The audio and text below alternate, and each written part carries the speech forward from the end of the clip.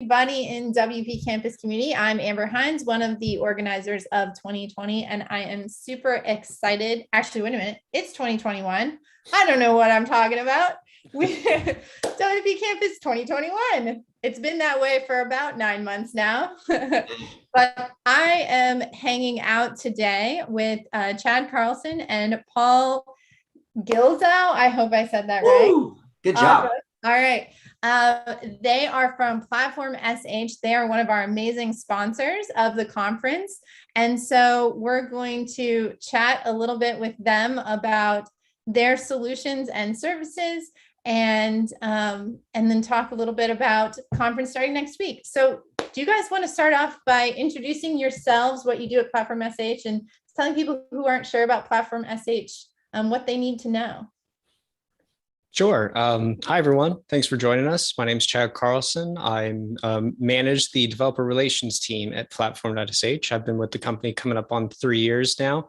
I originally come from an education background and a little newer to web development and everything else around it. For those who aren't familiar, Platform.sh is a platform as a service provider. So anything to do with infrastructure configuration, provisioning, that's going to be something that we take care of. And included in that is managed services, so security updates on databases and any other service connected to your projects. And we're also a DevOps tooling platform. So anything that goes into setting aside development environments to introduce new features into your sites, or to check out and make sure that any quick test you're trying to apply isn't going to break production, we have a pretty great workflow for ensuring that that doesn't happen. And a lot of that includes production data very easily on each of those environments. And that's my quick pitch. It's very nice to be streaming to all of you. Awesome. Do you want to introduce yourself, Paul? Sure. My name is Paul Gilzo. I'm a developer relations engineer with Platform.sh, and I'm brand new to the company as of 3 weeks ago. Yeah. Before that, I was with the University of Missouri as a programming analyst for 21 years and a former customer of Platform.sh, and then came over and joined Chad's team. Oh, that's fabulous. So you have kind of both ends of the spectrum on how the platform works. Yes. So tell me a little bit about why you all are interested. Why does Platform.sh sponsor WP Campus, and how do you, what makes you interested in the higher ed community? Obviously, we've got your background, Paul, working in higher ed. But I think the first time Platform.sh sponsored WP Campus was 2019, and they were there. And they've always had an interest in the higher ed community. I know from working with them, they have a community internally, right? And they're very focused on helping developers across the world do better, right? Be able to release features, update sites, build apps in a quicker, more efficient manner. And nobody needs that more than higher ed. Yeah. And you guys are you both in our WP Campus Slack channel? I've been with WP Campus since the very first one at Sarasota. That's awesome. Yeah. And I'm not actually. I make sure to join it as soon as I get out of this, though. Okay. All right. Yeah, you got to join, so that if people want to message you on Slack, you can. And there's a lot of good conversations that happen in the Slack too. So, yeah. So tell me what's unique about your WordPress cloud environment, because I hear, like there's lots of different hosting solutions that have WordPress clouds, but I think there's some kind of neat features that I've seen about yours, but I'd love to hear sort of in your own words, what's unique about Platform.sh on that front. Sure. Go ahead, Chad. No, go ahead. Go ahead. So as I was saying sort of in the intro, that we're a DevOps platform on top of being a platform as a service. So yeah, it's this great sigh of relief that I don't have to figure out how to myself apply a security fix to my database on my one production site, let alone any development environment or any of the hundreds of sites I may be in charge of. But additionally, we have this kind of hands-off sort of approach to development workflows that really just tries to respect the structure of your repository. And for any project, any team, the workflow that works best for people could be very different. It may not apply to a dev stage prod model, or it does, but other places where you try to host that application and some fix needs to be applied in an urgent manner, getting it through each of those stages in order to get into production can either be made more difficult by trying to adhere to that because it's enforced by the provider, or we're still checking something else and it's blocking another team member's workflow. And so because we sort of just look at a project and a repository being one and the same thing, if it's hosted on GitHub, it's just a mirror in our service. You can really take any approach that you need to for either delivering something quickly or have any levels of QA that you need to for introducing that new feature. The workflow is a big part. And I briefly touched on the intro. I mean, if you have a production site on your default branch and you want to create a development environment to try out some new feature, you're from the start going to have an exact replica, an exact copy of your production site in this isolated environment. So it takes away that struggle of you trying to orchestrate that yourself. But we also take care of the data part of it. So whatever it's your test that you're running in a development environment, it's going to be an important part of everything that you do, that you have some actual reliable data. And so that kind of gets carried along with the code each time you create that environment. So that tends to be a pretty useful feature people find when they start using us. So is a staging environment, and I'm going to ask this as someone who manages developers and doesn't do development. So hopefully my question doesn't sound too dumb to some of the people who might be watching this video. But ask us anything. So is a staging environment as simple as creating a branch? Yes. Yeah. And then you've got like your staging environment all set up. You can go work on that branch, and then whenever you're ready, you just merge back in. Yeah, exactly. So we respect the repository completely. Any branch, any pull request can be a live environment if you would like it to be. That's super cool. And so then your version controlling the whole entire site, not just like the theme or the plugin that's custom or that sort of thing. It's the entire WordPress install is version controlled. That's the cool thing, is you can do it any way you want. So if you want it to be a monolithic repo where it's managing all the pieces, it can be that. You can break it out so that you have individualized repos for all the components, and then use something like Composer to bring it all in and build out the site. The workflow is completely flexible. It's whatever you need to do. That's awesome. That's cool. So, and I think so going on that, like, I know a lot of what you do, it's more on the Agile side.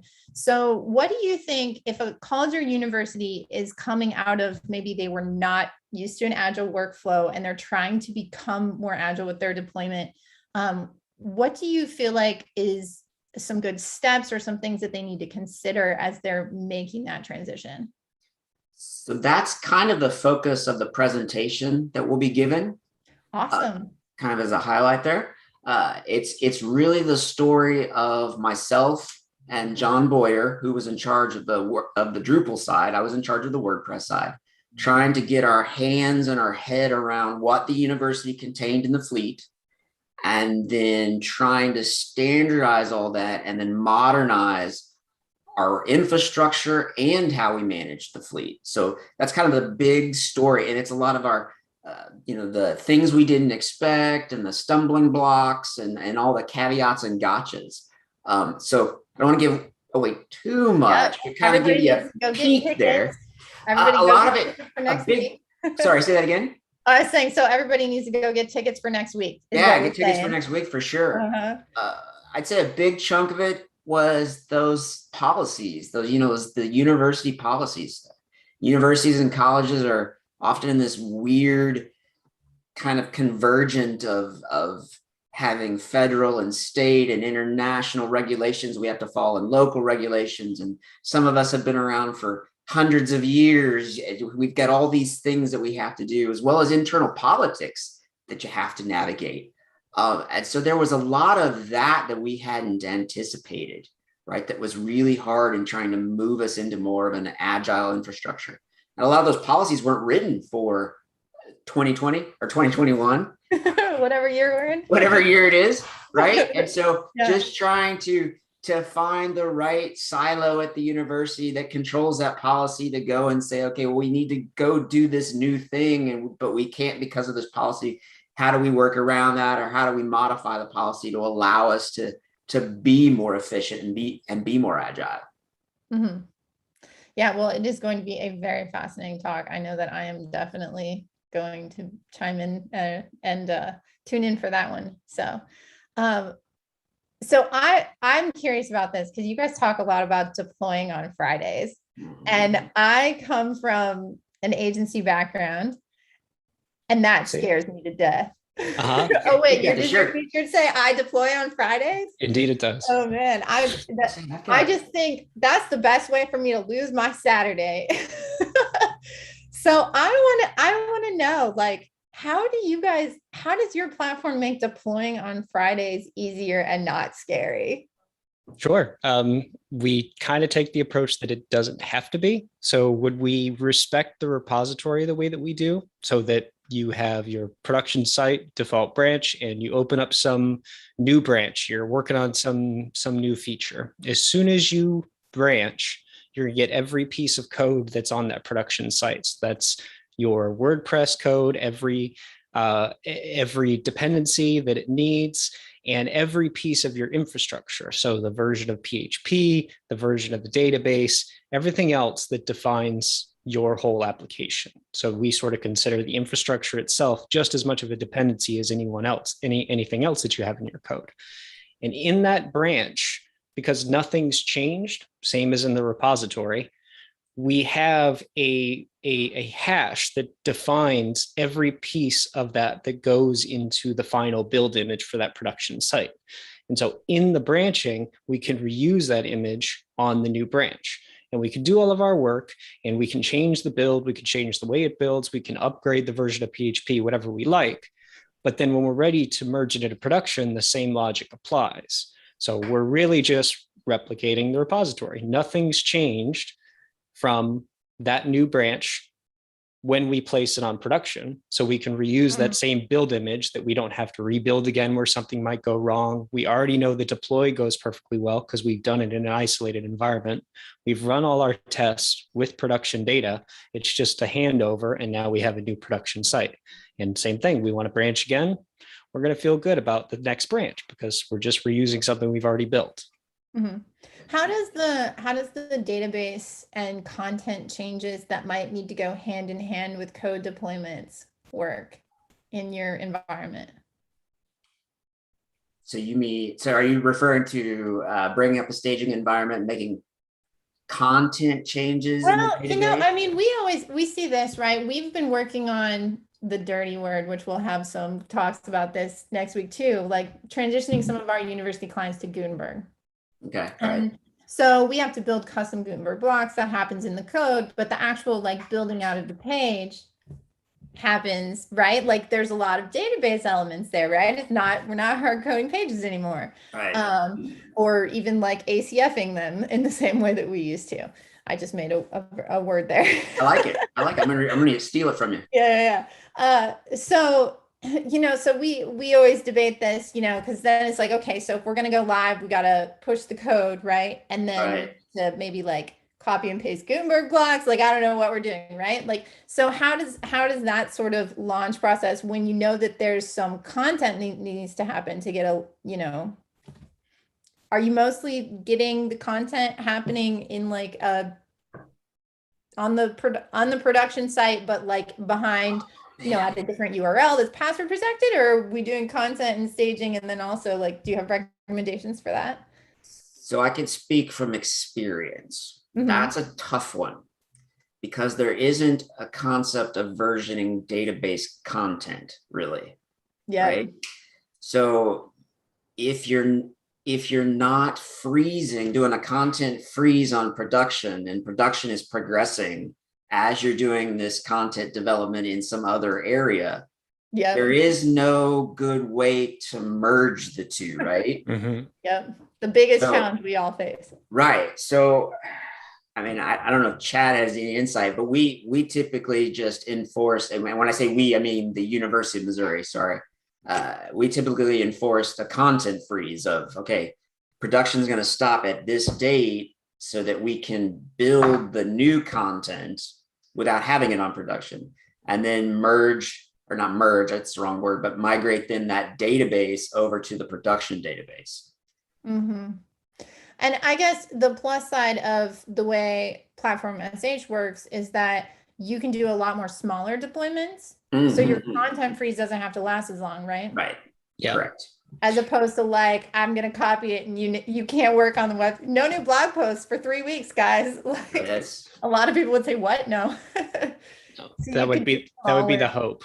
Yeah. Smaller deployments and not as long freeze. No, in my experience, I don't have any other recommendation aside from what you just described, Paul. And my experience with it has been within, doing decoupled WordPress with a Gatsby front end, where you do want to have, let's say, Gatsby running in a development, running in development so that we can have some real quick live preview for a content writer doing there. And you counter the same problem every time. Content freeze is sort of your option unless you want to get real creative. Right. Yeah. And since you mentioned Gatsby, I want to kind of go back to the uniqueness of Platform. Platform it has the ability to do all the things, right? It's not just WordPress and Drupal. So if you want, you can have a node server running in your project alongside WordPress and move into decoupled without having to go back out for an RFP to get a new vendor. You don't have to really do anything except go back into your code and say, okay, now I want also a node server with Gatsby installed, and I want to start moving forward with this project. Yeah. So, and that's really unique to Platform to have that capability built into the system where you can move into all these other realms without any friction or any challenges or roadblocks to get past. Yeah, it sounds really flexible. So, and you support any Git. So it could be like GitHub, Bitbucket, like GitLab, like any of that. It doesn't really matter. Yeah. As long as it's Git. Yeah. No crazy SVN, huh? No SVN. No. But any of those, All yeah. hate. Well, WordPress environment. and Platform has built-in integration hooks with those three major ones. So it's as simple as getting your, you got to do a token and stuff like that for GitLab or whichever. But then it's just, Platform create this integration with my Git's management service, and it'll automatically create those integrations where now when you go in and you create a merge request inside like GitLab, it'll automatically bring up an environment of that merge request. So then you can do your continuous integration and your continuous development. You can do your automated testing, QA testing, whatever you need to do before you accept that merge request. Yeah, that's really cool. So, okay. I know you're going to talk more about this, so I don't want to like give away too much on your talk, but one of the things that I was wondering, for people who are less experienced with Agile, where do you recommend they go to like learn about what this is, to even like if they're not even sure they want to do it or not? I know you have a lot of really great resources that I was looking at on your blog. Are there other places, or do you guys do videos or anything like that? Yeah. We have some on our YouTube channel that try to get over the basics of Platform that really revolve around everything we're talking about, moving towards iterative development, consistent deployments throughout the week, the way that our builds work, so that you're not as afraid not just to deploy on Friday, should you really adopt and buy into that, but the environments and the way of approaching development can be a little bit more creative, that you could very quickly spin something up with real data and your own infrastructure to test out some wild idea really quickly. And if it doesn't work, you just throw it away, and just getting used to that sort of approach to your projects. And there's a few videos in there. Our documentation is a good resource, especially in the overview section and getting started. It'll familiarize yourself with the tools and how, hopefully, if you're familiar with Git and you get Git, you'll pretty closely understand what it is that we're trying to do and how hands-off we're trying to be. Okay. Yeah, that's great. Always good to know extra resources, things. I started diving in a little bit, but again, like I come from this, like I used to do some coding. I try not to anymore. Like, I'm definitely not up on it, but it's a really great platform. I love, and we're trying to continuously be more agile with our internal work. So, yeah. So, okay. So let's say IT is ready to make the transition. The developers are. How do you build support for this sort of thing among faculty and staff, or maybe the administrators that need to sign off? The ones that need to sign off. I think for us, it was a matter of showing that we could manage more with fewer resources. Like we took on the number of sites, and again, when I say we, the University of Missouri, we took on more sites with fewer developers than the university had ever had. I think they're up to, gosh, so like every college or school and some of the major departments have their own website at the University of Missouri. Oh yeah, there's somewhere between I want to say 1,800 sites in total. And that department now is managing close to, I want to say 600 of those. With at least 300 or 400 of those in platform, but they're doing it with a team of I want to say like 5 developers now. Wow. Where in the past, every college had their own developer or their own team of developers to support that site or sites that they have. So it is this matter of trying to do more with those limited budgets, because all the, every higher ed is strapped for budgets, right? So you've got to try to figure out how to do more with less. And the only way to do that is through automation and more efficiencies like Platform. Yeah.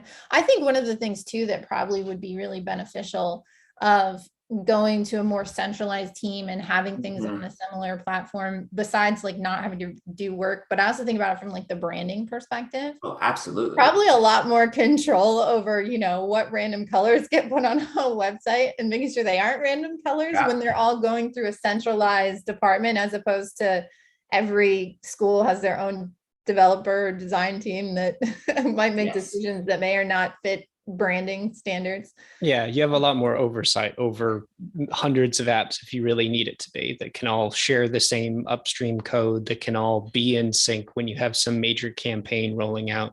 And you can sort of build out this larger fleet of things that you oversee with a good amount of confidence that you're increasing efficiency, but you're not sacrificing any sort of security when you do that. Just everything's in Git, everything's audible.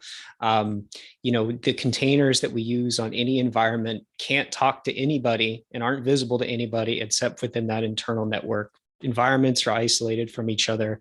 We got a stack of compliances and a great team who that's their full-time job, is looking at this evolving landscape of what needs to be compliant for whom, and they're continually adding more. And so, you can add this great workflow, but it adds this other part to it too, of just overall security assurance. Yeah, that's great. I'm sneaking a peek at Twitter to make sure we aren't missing anything, just in case anybody's tweeting at us. But so far we don't have any comments yet. We've had some retweets, which is fun. So you've kind of already given a sneak peek on your talk. Is there anything else someone should know? Who do you think, and maybe who do you think should attend it? Like, what level talk is it next week? Oh, it's definitely, it's not a technical talk. It's not like a super high level.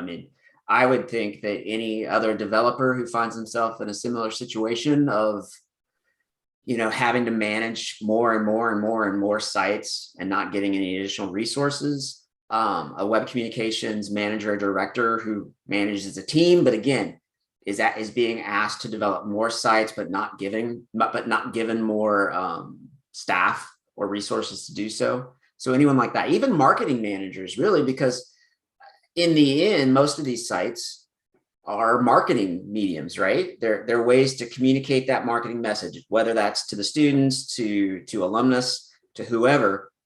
And oftentimes what we found was that friction what between our department and marketing was the speed at which we could respond, right? They wanted fast campaigns, and we were like, well, it's going to take 2 weeks to get a site up. And with this, by increasing those efficiencies and having that upstream and having that capability to experiment easily and quickly without worry, we can respond faster to those requests. So I'd say pretty much anybody that needs to touch the web or is touched by their web presence will find something of benefit from the talk. Mm-hmm. That's great. Awesome. Because you mentioned, oh, sorry, go ahead. I was just gonna say, is it as applicable to like a small college as it is like a large university? Yeah, I'd say so. I mean, again, nobody's, unless you're maybe a small private company with well-funded donors. I mean, everybody's strapped. We're all trying to do more with less. Yeah. What I was going to say was the branding piece you mentioned earlier. I talk about that in the talk. Oh, awesome. We had, with that many sites, like colors were everywhere. People were doing their own designs and logos. I mean, it was all over the place. Oh, they were even making like logos that taking the official logo and tweaking it. It was man. It was nice. Bad. I hope you have some little examples for us. Yes, I do. I got some examples in there. So awesome. Well, is there anything else that you think WP Canvas community might be interested in knowing about Platform.sh? Sort of an open-ended question. The two things that Paul and I were sort of talking about before this stream, one, the thing that he had already said that makes this interesting is that it's pretty easy for you to have a project with multiple applications in it. So if you find yourself wanting to go decoupled, or you're already decoupled, you want to try something else as your front end, it's pretty easy to do that and have kind of that best of both worlds between a mono repo, but still plenty of isolation that's respected across this whole development environment story that we're talking about. And one of the applications that we went into that I hadn't considered was Paul's doing a lot of work right now on multi-site, and I'm learning a lot about multi-site by talking to him, and the application of a multi-network, multi-site project, and sort of how you would approach doing that on a lot of different other platforms and what the resource considerations are. That is sort of from the outset sort of simplified in the way that we do things, because we can support multiple app containers in a project. So I can have subdirectory sites for every person in a department, and I just tack on another WordPress app that shares the same upstream as every other one in my project. And that can be the department A at that subdomain across the whole department of my college. And it, can be used to simplify a task like that. That was just an interesting one that we were talking about beforehand. What else were we talking about, Paul? Just we were talking about the ability to quickly, as a test, compare Frontity and Gatsby, right? Like I want to compare the two. Yeah, I can do that with my original site. So I could have admissions. I can clone into a new branch. I can bring up a Gatsby instance and run it as decoupled and see what it does. I can kill that one and then bring up another one and have Frontity and experiment with that one. All while like a matter of minutes. Seconds really. I mean, it's like a minute or less to bring it up, and then, but production's fine, right? Like it's not being touched, but I can have all that production content in all those instances and have real data to be testing with and experimenting with without fear of messing anything up with the production site. So again, going back to those marketers who want to try these new features and are wanting to go out in these areas, the developers historically have been apprehensive, right? Because it takes so much time and effort to get things through the pipeline to get to production. In this case, because of that flexibility, you can experiment, and that's totally okay. You're not going to mess up admissions, the main site. Even if an emergency patch comes through, right? One of the plugins has a security issue. those other dev environments can stay where they are. You can go and patch production. Yeah. And then if you need to, you can pull down changes back into those other development environments and get fresh copies. It's already built in. There's not a whole lot of extra the developer has to do to make all that work and work seamlessly. That is super cool. Well, it has been so much fun. I feel like I've learned a ton, and I cannot wait for your talk. Are you on, this is horrible, I should know the schedule. Are you on Tuesday or Wednesday, Paul? It's Wednesday. I think it's Wednesday at noon or 1. Wednesday at noon or 1, depending on which time zone you're in, probably. I have to look. Eastern or Central. But everyone can get tickets. They are totally free at 2021wpcampus.org. And you do have to reserve in order to be able to log in and view the site. So you want to go get your free tickets. Doesn't cost you anything. If they want to connect with you, I know that Paul, you're on WP Campus Slack, and Chad's going to join. I will. Where else can people go if they want to get more information about Platform.sh? If you want to go to our Slack, you can sign up at chat.platform.sh, and you can find me there at chad.carlson, Chad W. Carlson, Twitter, GitHub, and chad.carlson@platform.sh is my email. Feel free, reach out. I'm happy to tell you anything that's not clear in this, not clear in any resource you find, and happy to tell you everything about Platform. Awesome. And then I'm pretty much Gilzo everywhere online. With such an unusual last name, it was easy to kind of snag all those. So yeah, if you just search for Gilzo, you're probably going to find me. So Gilzo at Twitter, Gilzo at GitHub, Gilzo at GitLab, Gilzo at WordPress.org. I'm Gilzo pretty much everywhere. Awesome. Well, thank you both. It's been a ton of fun, and I'm looking forward to talking more next week during the conference. Thanks, Amber. Yeah, thanks for having us.